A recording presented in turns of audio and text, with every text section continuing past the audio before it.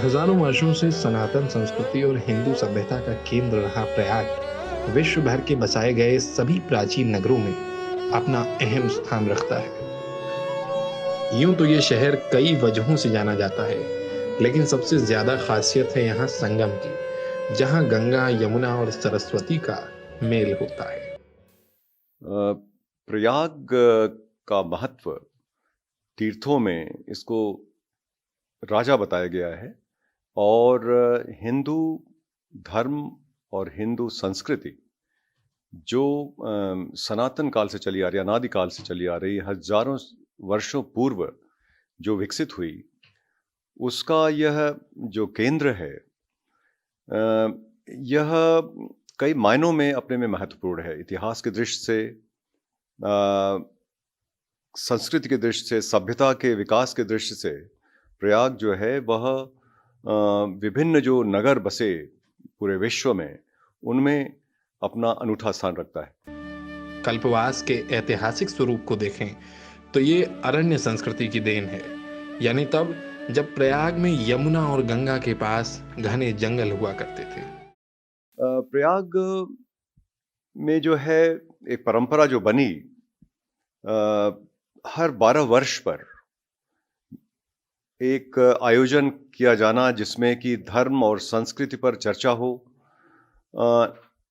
जीवन के विभिन्न अंगों का, विभिन्न बातों का विश्लेषण हो, जिसमें ढेर सारे विद्वान, मनीषी, चिंतक, सिद्ध पुरुष, वो लोग, उनका आगमन हो, एक जगह उनका जमावड़ा हो, और उसके बाद फिर विभिन्न विषयों पर विचार किया जाए, इस सृष्टि के बारे में, इस जीवन के बारे में, संसार के बारे में।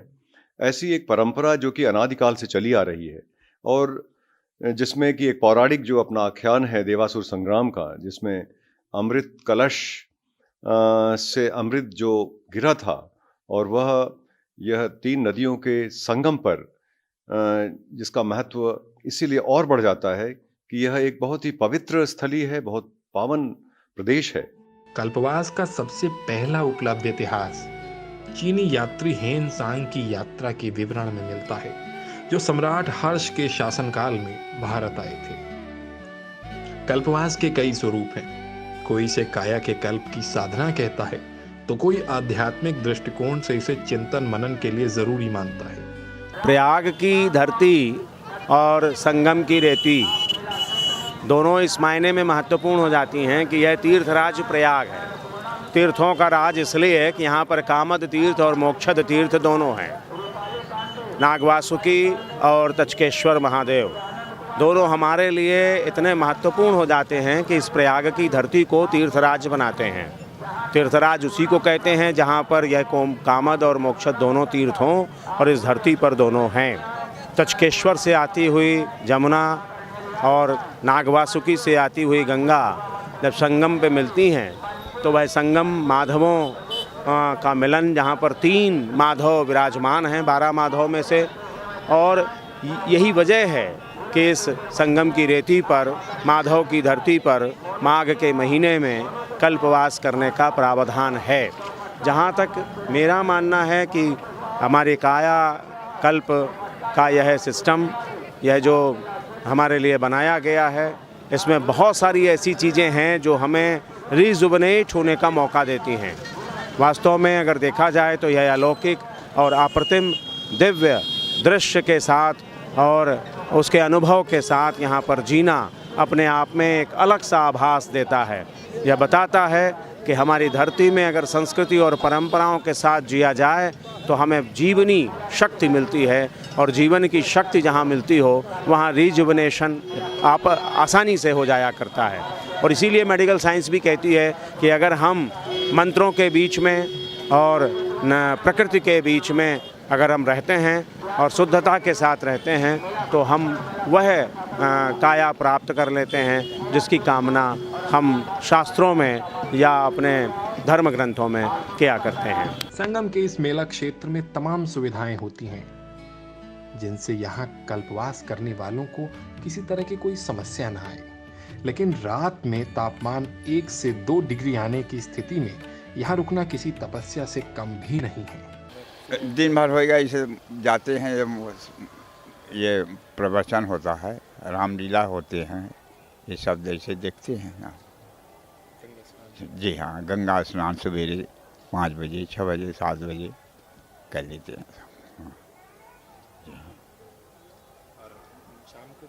शाम के अब ये समय प्रवचन में जाएंगे देखने। कल्प, कलयुग, सतयुग, द्वापर और त्रेता 4 युगों की अवधि होती है और प्रयाग में नियम पूर्वक कल्पवास करने से चारों युगों में किए तप, ध्यान और दान का पुण्य मिलता है। कल्पवासी माघ की ठंड में महीने भर इस रेती पर रहते हैं, तपस्या करते हैं और दान, धर्म, प्रवचन आदि उनकी दिनचर्या होती है।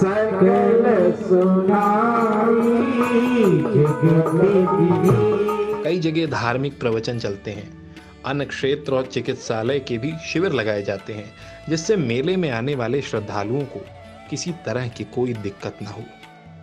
उनके रहने के लिए प्रशासन शिविर से लेकर हर छोटी बड़ी जरूरत की चीज यहाँ मुहैया कराता है। मार्गों का चिन्हीकरण या मार्गों का जो पथ प्रदर्शक चिन्ह हैं या जो लिख के स्लोगन्स वगैरह लिख के इस तरह से जो है प्रयास किया गया है कि लोग जो है वहाँ तक पहुँच पाएँ जहाँ तक उनका गंतव्य है, चाहे वो टॉयलेट्स के लिए जाना चाहें, चाहे संगम पे स्नान के लिए जाना चाहें या अन्य किसी घाटों पे जाना चाहें या पुल के माध्यम से आने जाने के रास्तों का हो, उन सभी पे विशेष फोकस रखा गया। आप लोग देख भी रहे होंगे इस बात को और उन सब चीज़ों को दृष्टिगत रखते ही ये सारी व्यवस्थाएं हो रही हैं। इतना ही कहूँगा कि एक जो हमारी भारतीय संस्कृति का एक अभिन्न अंग है और हमारे भारत सरकार, उत्तर प्रदेश सरकार ने भी जो है इसको, आपने देखा होगा अभी यूनेस्को में हमारे इसको धरोहर के रूप में मान्यता मिली है प्रयाग के मेले को, तो उसकी गरिमा बनी रहे और साधु सन्यासी यहाँ जो आते हैं या जो हमारे श्रद्धालु आते हैं उनको किसी प्रकार की असुविधा ना हो, उन सबको दृष्टिगत रखते हुए हम सभी लोग हमेशा सजग हैं और प्रयास करते हैं कि यहाँ जो लोग आए हैं उन्हें किसी प्रकार की कोई असुविधा ना हो। यहाँ बाजार सजती है और इसी के साथ मेले की रौनक और उसकी खूबसूरती देखते ही बनती है।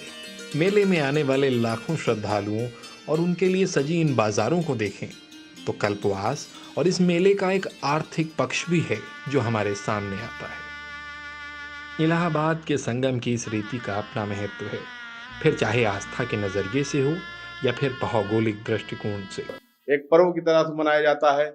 उस समय यहाँ पर एक इतनी बड़ी जनसंख्या रहती है गंगा के तट पे कि अगर आप एक आदमी से दिन में 4 ग्राम पॉलीथीन, मान लीजिए वो पॉलीथीन को वेस्ट कर रहा है, अगर 1 करोड़ लोग हैं और आप 1 करोड़ को 4 ग्राम से मल्टीप्लाई कर देंगे और उतना पॉलीथीन वेस्ट आमतौर से यहाँ पर जो नगर निगम है और यहाँ का जो प्रबंधन है उसको किस प्रकार से, इसी प्रकार से सॉलिड वेस्ट का भी मामला है।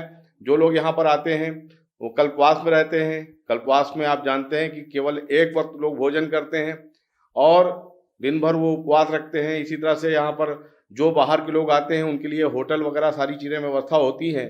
उनका अगर 1 करोड़ लोग यहाँ पर गंगा के तट पे खाना खा रहे हैं तो 10% उसका वेस्टेज भी होता होगा।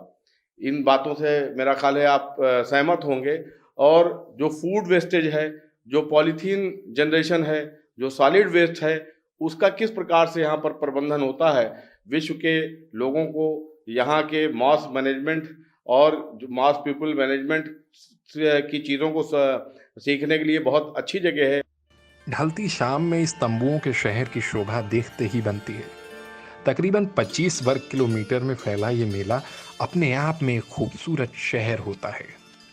हर 12 साल में संगम की रेती पर कुंभ लगता है, हर 6 साल में अर्ध कुंभ और माघ के महीने में हर साल लोग यहाँ कल्पवास करने आते हैं। पद्म पुराण में एक ऐसी पौराणिक मान्यता है कि स्वर्ग के देवता भी दुर्लभ मनुष्य का जन्म लेकर कल्पवास की इच्छा रखते हैं। कहा यह भी जाता है कि इसी दौरान संगम की रेती पर 33 करोड़ देवी देवता निवास करते हैं।